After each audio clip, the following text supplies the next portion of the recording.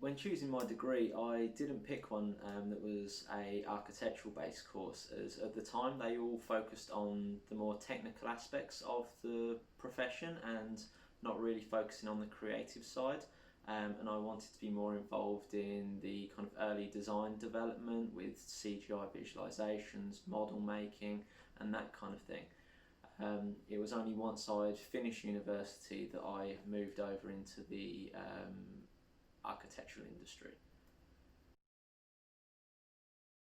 I've been working in the architectural industry since 2008 when I signed up to a recruitment company that specialised in pairing people with certain software knowledge with potential employers, and they put me forward for a job working for a visualisation specialist, and that's how I started.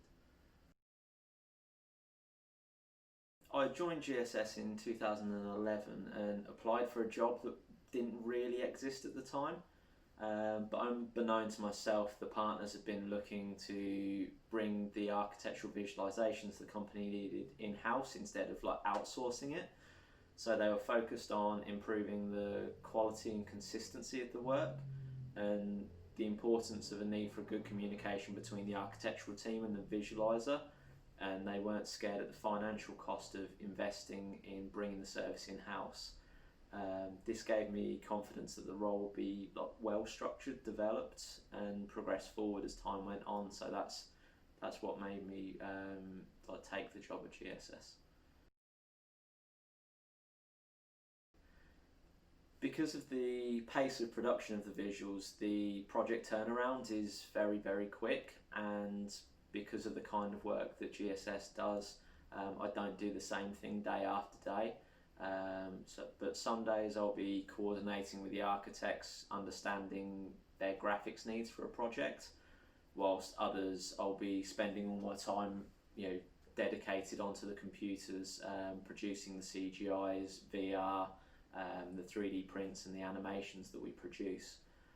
It's good as well that I also get given time to research and test new equipment and software to see if that will provide any benefit for our continued workflow.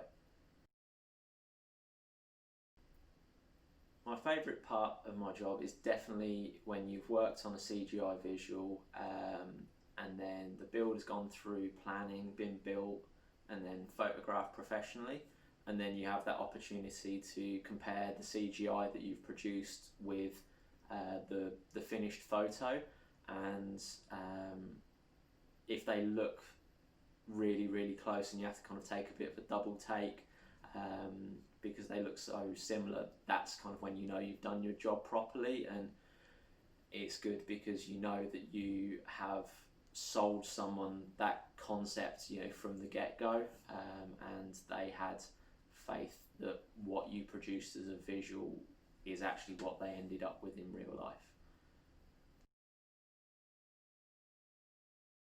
I think the most interesting project, and the one that I've been most invested in, has been the Catalyst Innovation Centre up at Newcastle Helix.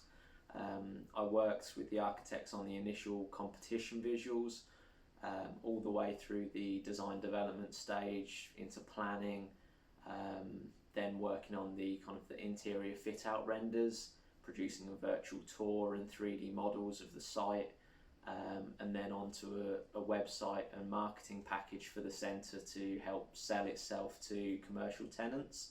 So I felt like I was, from there, from start to finish for that one. Okay, my biggest bit of advice would be that university doesn't have to be the only option to get into this field. I learned more in my first year of industry than I did in 4 years of university.